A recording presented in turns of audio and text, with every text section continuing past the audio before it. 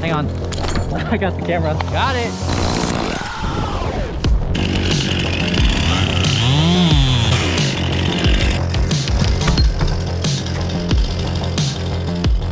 Small tree, easy work. We're gonna take out this arborvitae, remove this fence panel, and gain access to that tree.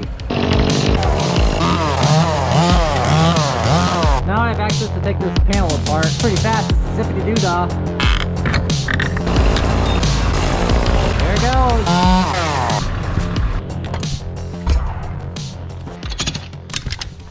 That ain't coming off. So guys, you could use this just as a porter wrap, a stationary porter wrap like we have done right now. But we're gonna put the winch on it, which is right here. And we'll winch some of these limbs up. Look at that. Okay, you're good. That's a ton of pull. We really don't have to this morning, but I haven't really featured this on my channel yet, so we'll do it just for the content. You guys can see what this tree's doing to this fence over here. It's pushing it out. Like, this board's completely bowed because the base of the tree is grown up and it's pushing all this fence up right here, so it's wrecking this fence. And I'll just kind of talk to you about the process of tree removal as I'm doing this, because some of you are new to the channel and you're not experienced with what we do here, so I'll talk about that. So first thing we do is we get here and we come up with a game plan on how we're going to get the material out. On this job specifically, we had really one route, which was around the house over here where the gates sat over there. But thankfully the homeowner allowed us to take a fence panel down, and that lets us get material straight out to the truck and chipper, which is parked right out there in the front, which you already saw. Some of these limbs that are coming down, as these are coming down, they'll reach this building or reach this fence or this building behind me. So a couple different ways to handle that is to cut the limbs kind of like in half and then try to keep them smaller when they come down. Or we can actually put tension on them and lift them up and even up into the tree as I cut them, and that way they don't fall down at all until we're ready for them to come down. Right now what I'm doing is slowly making my way up into the tree, and what that's going to allow me to do is eventually get high enough where I can set this climb line up higher, and then I'll just be able to swing around and do different things, and I'm not locked into this one position with this flip line right here. When you're on a climb line, you can go a lot more places in the tree. I like to say you're free to move about the cabin. Like if you're on an airplane, you know, they take the seatbelt warning sign off. You can get up and move around. That's kind of how it is when you can get off your flip line. You can go wherever you want. Seatbelt signs off. Go travel around. Go meet some people. Say hi to some chipmunks. No. So I have two climbing systems, the flip line and the climb line here. And I'm leapfrogging up through these branches with using each system. See, I'm on my flip line now, take my climb line, and some people, you can get really greedy trying to throw this this climb line up into the tree, or you can just keep it kind of small. But for example, throw it up over a limb that's trustworthy, get it to come back down to you. I can skip past the other ones, clip it on, move it up. That's really safe right there. Take the slack out, put your weight in it, take the flip line off, and now once again I can free climb in a sense. I'm not really free climbing, I'm still tied in, but climb up these branches here, skip over all these limbs, and then transition back over to the flip line. And I could even throw the flip line up higher and probably keep stepping up, but it's really not necessary. The tree structure here is a little funky. Got a couple different crazy limbs trying to turn into tops because they're going kind of straight up. That's not a good sign. Just clip into there. Kind of decide what limbs I want to go, which route up the tree I want to take. Because I also keep in mind here, I'm going to set a pulley up so we can rig these limbs down. They need to be on this side of the fence so that we can take them out to the chipper. Probably climb a little higher, probably get up in here, and then I'll set some rigging and I'll set my climb line and I'll rappel back down through the limbs and we'll start removing, taking apart this tree limb by limb. And having a really high tie-in point is usually pretty good because that means I don't have to move my rigging around more than once, you know. If I start low, then later I'll just be moving it up the tree. If I just take my time here, take a few minutes and set it right the first time, I'll be able to get a lot of work done from the same tie-in point. Really, a lot of this efficiency and tree work comes from preparation. Once you get it set up right, everything goes by really fast and really smooth. This is why we took the extra time to take down that fence panel, because ultimately that's going to save us hours of dragging the limbs around the house, and then even more time to clean up that mess on that extra distance that we had to travel with those limbs. Plus you're taking more risk of brushing up against the house with the limbs and doing property damage with that. So if we can just have a direct path out to the truck, that's ideal. Have one rig point for all the material, that's ideal, which is what I'm doing. So this isn't a super tall tree from what we're used to climbing in this area. So today's a pretty straightforward job. And I'm almost at the top already, but I'm just gonna go a little bit more here. Actually, probably any point is good where I'm at, because we'll get most of the tree done up to this point. So what I'll do is, I think I will set my final time point at this place right here. So the guys below hooked up their rigging items that I need, attach it to my climb line, and I just pulled it up the tree. Basically a sling and a pulley. I'm not gonna need this sling right here, so I'll send that back down to them. But also they sent me this rigging line as well. So here's the type of sling that we use. I can make this loop smaller or make this loop bigger based on how big the tree is that I'm working with, but basically just go around the tree like this. I can make this smaller because this loop's a little large. Put one in through the other, and what I'll probably do is keep it on this back side of this limb. Like that. Now I made a loop. Now I'll take this pulley right here and go through it. And I'll take this rig line and then put it through this pulley. Rig line through the pulley. And now I can take this extra tail here. It doesn't do anything. Wrapping this around the tree doesn't do anything. It just gets it out of my way is all it does. So I've got a tie-in point here, completely stable, firm, solid. Don't have to worry about that anymore. Rigging set here. I'll take this rigging line down. It'll go all the way down through these limbs. So now I'll rappel back down the same pathway I came up. Just backing up using this device, which is called a rope runner, to let my slack out into the line. Keeping everything that I brought up with me, going back down the same route that I came up. Keeping stuff from hanging up, because it all happens.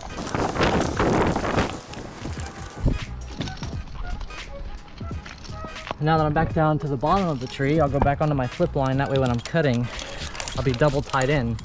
That way if one of these lines gets cut on accident with the chainsaw, you don't fall out of a tree. So first I'll start off by clearing the whole front side of the tree. That way when these limbs on the back side need to come out, they can swing around to the front and they have room to go. Right now with all these limbs here, there's nowhere for them to go. So there's a order of operations here.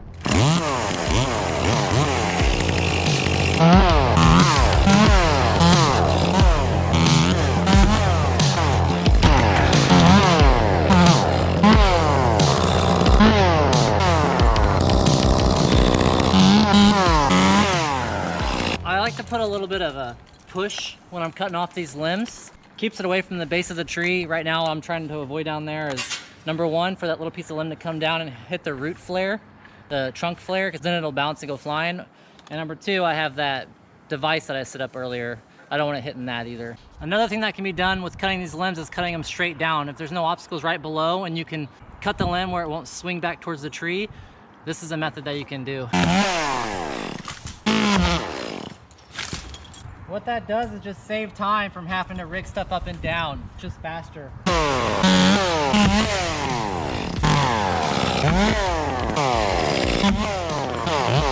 So this next one that I cut is probably gonna swing towards me. It's just kind of part of the job. I'm aware of that, so I'll just be kind of on my heels, on my toes.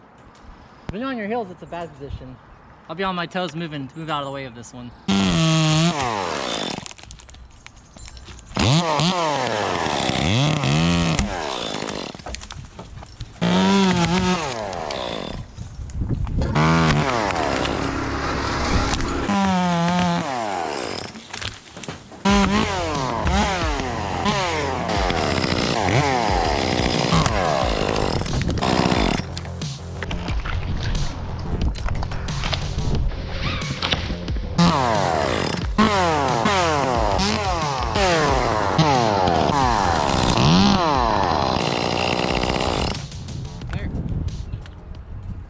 Chain's a little loose.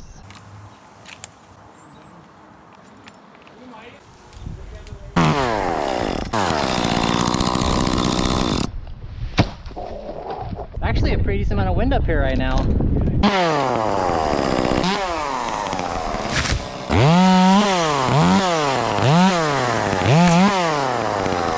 I got sawdust in my face.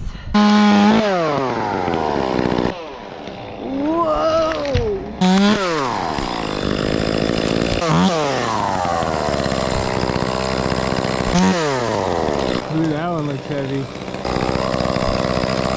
If I have a little bit of height and a little bit of time to work with these suckers, and you can manipulate them. Yeah. Just don't let go.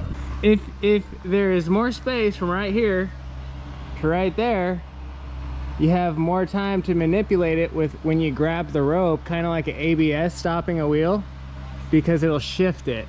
Car guy, you guys like LS1 Swap D30s? Give me a follow on Instagram.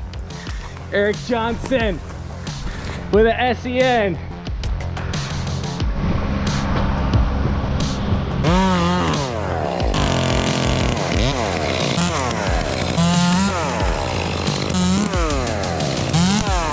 A lot of guys do their own self-rigging. You cut a limb and they can nub, wrap it around a couple times, go onto your limb.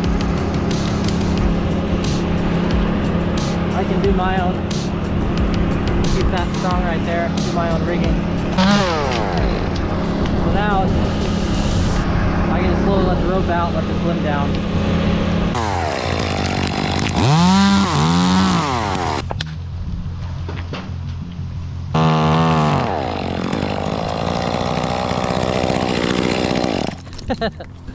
Yes.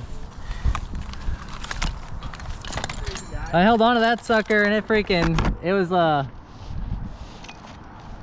definitely swinging out towards me, which is totally fine.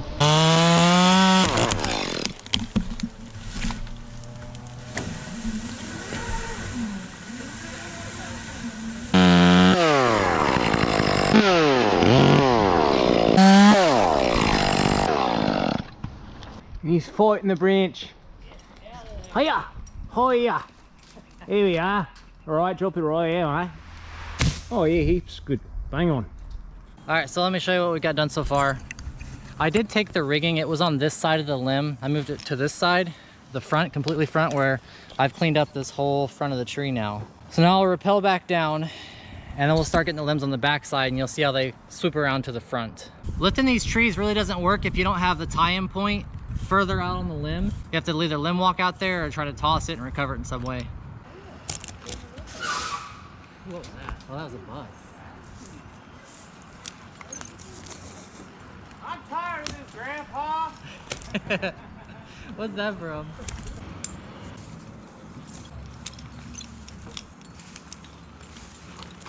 Pretty tight.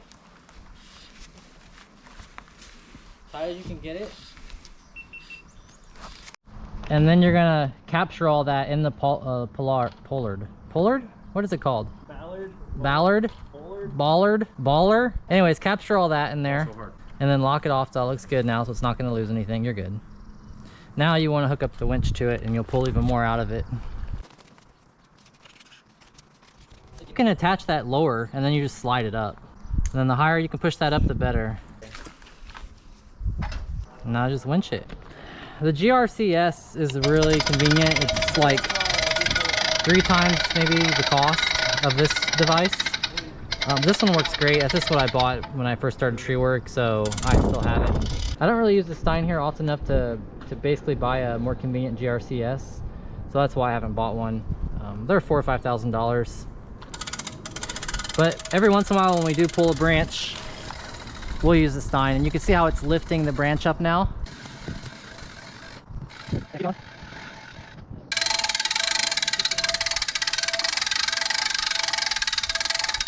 That's probably good. Really what we wanted to do here is make sure he'll back it up. So he grabbed all that tension of that rope and then he captured it on that.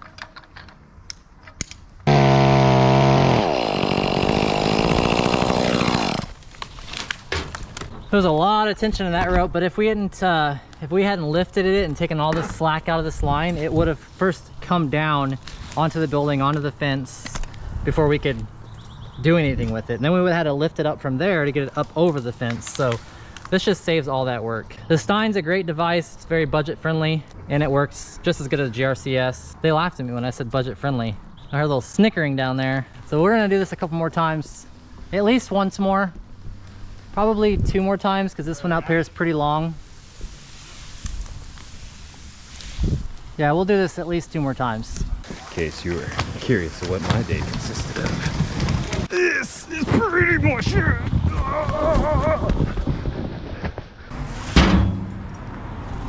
Do that like 1,000 times, you're gonna be a little tired.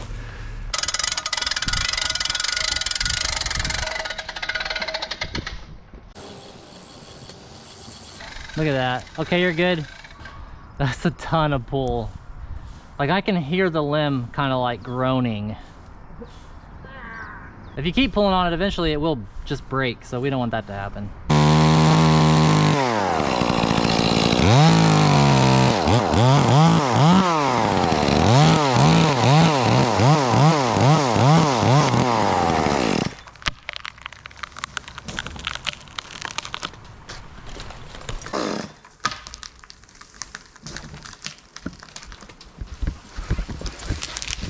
Perfect. That is exactly what we're looking for. So I kept this backside. This bark's pretty hingy. So I cut through the front here to let this bark kind of pull it around and swing it all the way around. You spin me right round, baby, right round, like a record, baby, round, round, round, round. Watching that limb twist around the opposite direction it's supposed to go. Fringy, it's almost like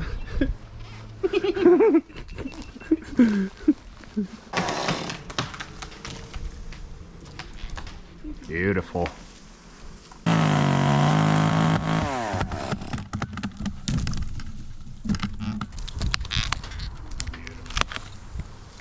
Hang on. I got the camera. Got it. That was awesome. Little camera handoff. Couldn't have went much better than that. Stein.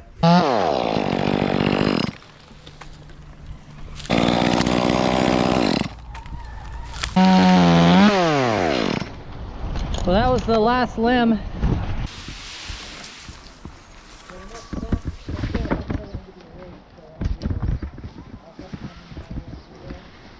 You ain't got it in you.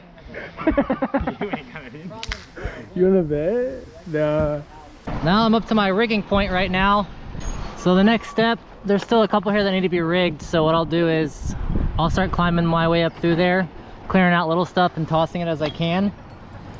The problem is the wind has kind of changed directions towards the house, so I have to be careful when I let these go and get the timing right when I get these right in my drop zone.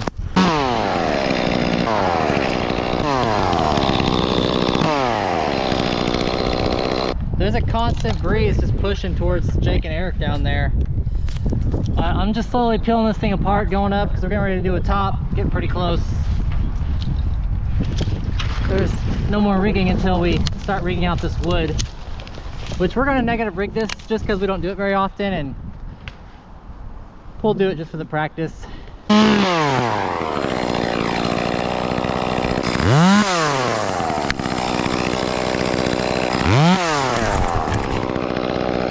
So we're gonna rig this top down, do a negative rig on it. We're gonna need to put a sling on this top first.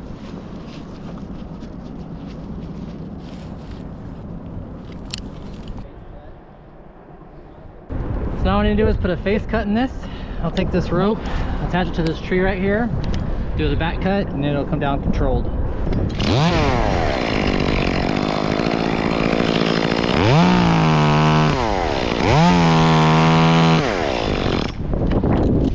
That tight. There it goes.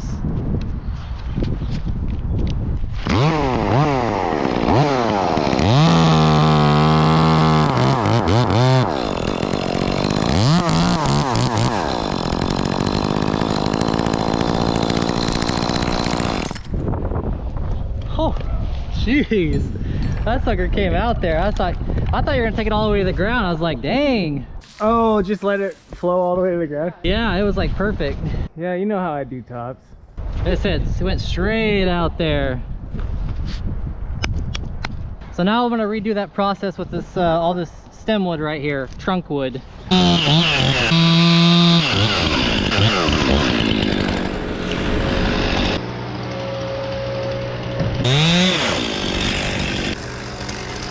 don't do this very often, so I could use the practice too.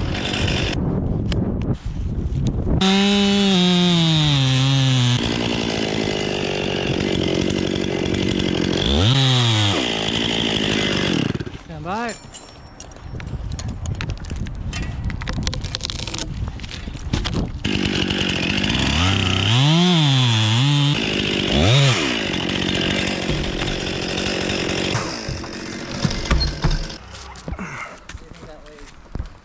Oh, 400 pounds, 300 pounds. Don't cut that rope.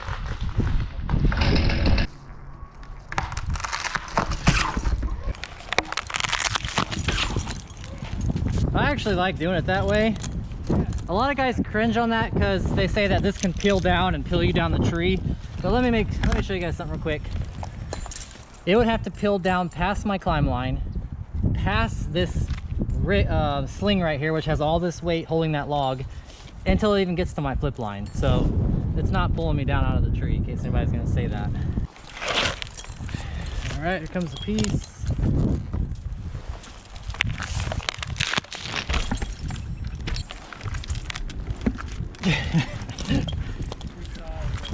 I got it. Yeah.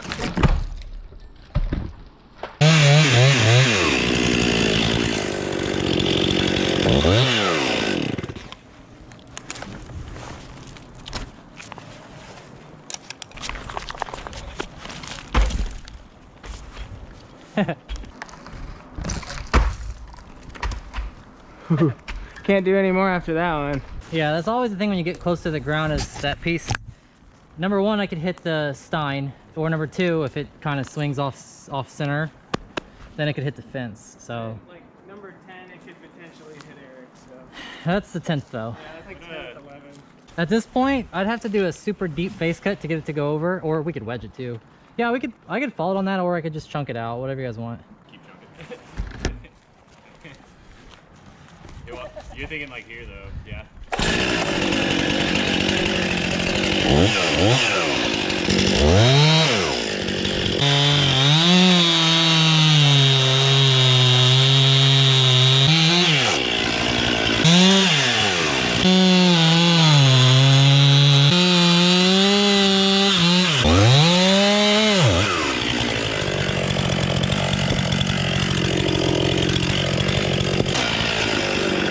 That's not bad. Yeah, you know, I gotta keep practicing these cuts. These traditional face cuts are different for me. It's gonna land right here on this knot.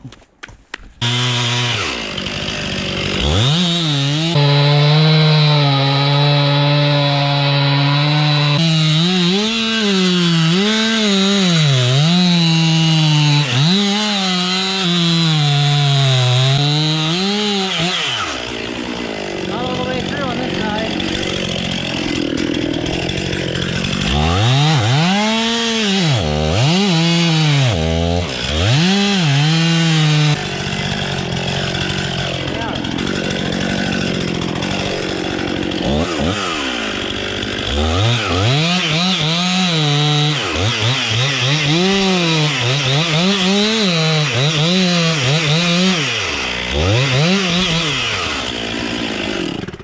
All right, I think a single wedge will probably do it.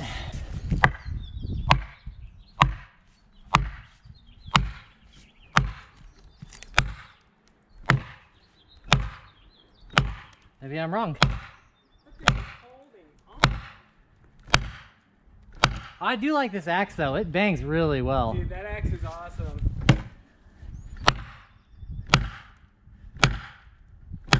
I'm surprised that's still holding on.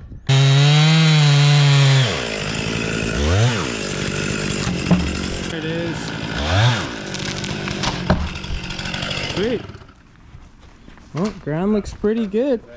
That's, yeah, literally as good as that could go. About time you didn't put a hole in the yard. Hey, do what we can. Heaps. This ground is so soft. Oh, actually, here. we don't want to look. Actually, It's incredibly soft. nah. Imagine what it would have done though if we would have chunked this whole thing out, you know? It would have been a big hole right here. I mean, like, this ground is so soft. I can feel the hollowness underneath me. Yeah. Well, there you guys go. A little, the way I cut down trees, a little tutorial from me. There you go. Hope you guys enjoyed. Really standard backyard tree removal. It doesn't get any more simple for backyard tree removals as it goes. Pretty easy. I mean, we did a lot of little technical things, I guess. Little things. Just little things. But The yard looks really good. the yard does look good. We saved the yard today. Can we show them how? It Let's show might you be a little mess up on the edge, a little bit. I mean, it's... Can't complain about this. Can't complain. We got all the mats down. It's all cleaned out up front already. Eric's gonna cut that in half, and then he's gonna pick it up with the Mini and put it in the back of the trailer. It's right over here. Other than that, Jake cleaned all this up, did a good job. It's all cleaned up. Wood's over there. Let's take a look at the wood. There's the tree. I mean, it's not that much compared to some of the jobs we've seen us do. Of course, you know, we got the biggest stem that comes still.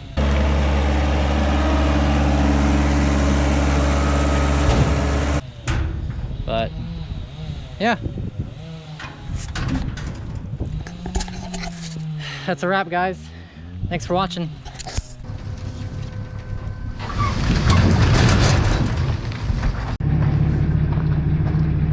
What a POS. Did it really turn off?